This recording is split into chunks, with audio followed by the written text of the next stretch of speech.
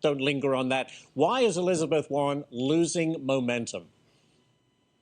Yeah, well, polling and fundraising go hand in hand, and after a pretty big blockbuster fall, her numbers have steadily declined as we headed into the winter.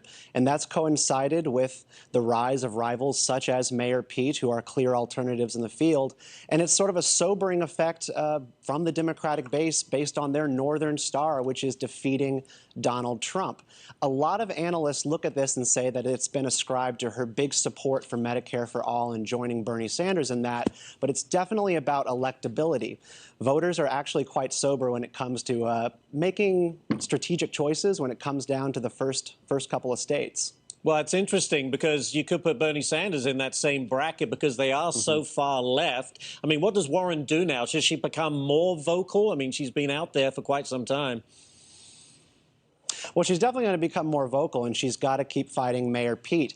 But you know what? This whole thing about her fundraising, you know, it's kind of a false flag by the Warren campaign in some way. They're able to pull in plenty of money. They do very well with small donors, and they've made this big deal about rejecting big dollar donors, but they break in big money from the small dollar donors, as does the Bernie Sanders campaign, and that's where the big money is. You also have Obama out there talking behind closed doors with donors that they're going to need to support Warren when it comes time, and she might get the nomination. So she's going to get that money back no matter what. Stephen, very quickly, the way this is playing out, there's growing sentiment that by the time they get to the convention next July, there's no clear winner among the Democrats, and you're looking at a brokered convention. Is that something you think could happen?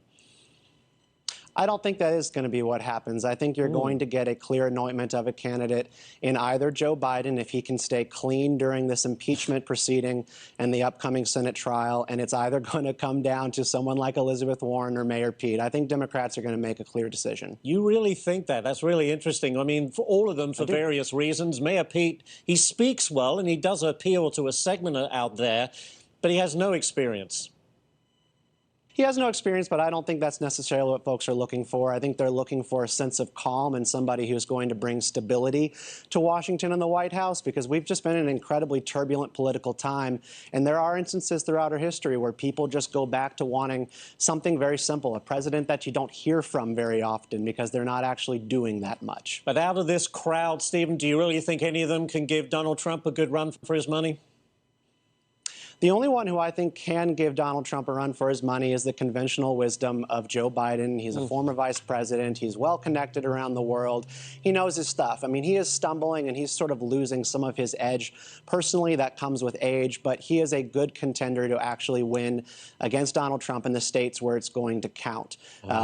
Voters across these early states are seeing that as well, and that's what can link to the decline of Elizabeth Warren. Primary voters vote very strategically. They don't like to vote for someone who they think is going to lose in the end, and they adjust their voting preferences accordingly. They're not ideologues, and that's why you're going to see Warren actually run into a pretty tough season here as folks really think about voting time in Iowa and New Hampshire actually hit. And very quickly, you haven't mentioned Mr. Bloomberg. What is there to mention? He's not going to go anywhere.